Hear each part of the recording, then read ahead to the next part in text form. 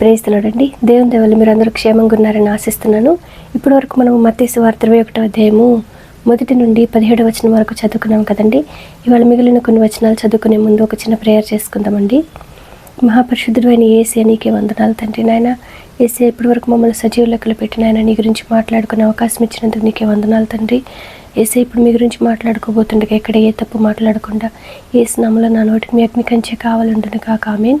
యేసు నామములో మా అందరికీ నీ వాక్యాన్ని అర్థం చేసుకుని కృప కలుగును కాక ఆమేన్. యేసు నామములో అడుగుచున్నాం తండ్రి ఆమేన్. మత్తయి సువార్త 21వ అధ్యాయము 18వ వచనము.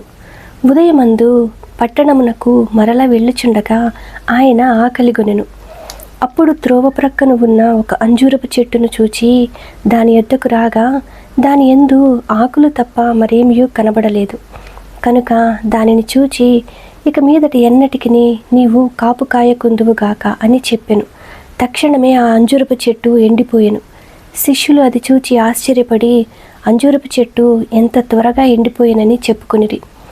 అందుకు యేసు, మీరు విశ్వాసము కలిగి సందేహపడకుండిన ఎడల ఈ అంజూరపు చెట్టునకు జరిగిన దానిని చేయుట మాత్రమే కాదు, ఈ కొండను చూచి నీవు ఎత్తబడి సముద్రములో పడవేయబడుదువు గాకని చెప్పిన ఎడల అలాగు జరుగునని మీతో నిశ్చయముగా చెప్పుచున్నాను.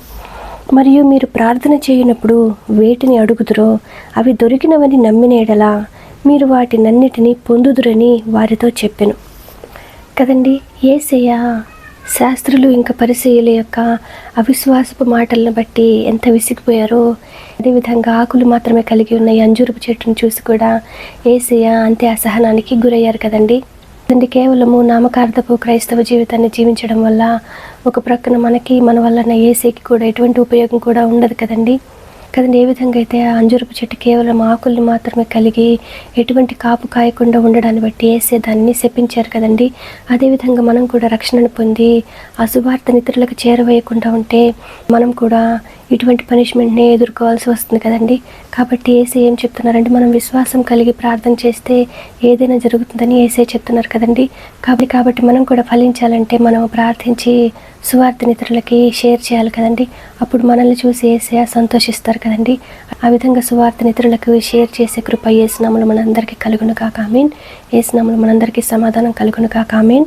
ఇప్పటి వరకు మనం చదువుకున్నాము మత్తయి సువార్త 21వ అధ్యాయము 18వ వచనం నుంచి 22వ వచనం వరకు.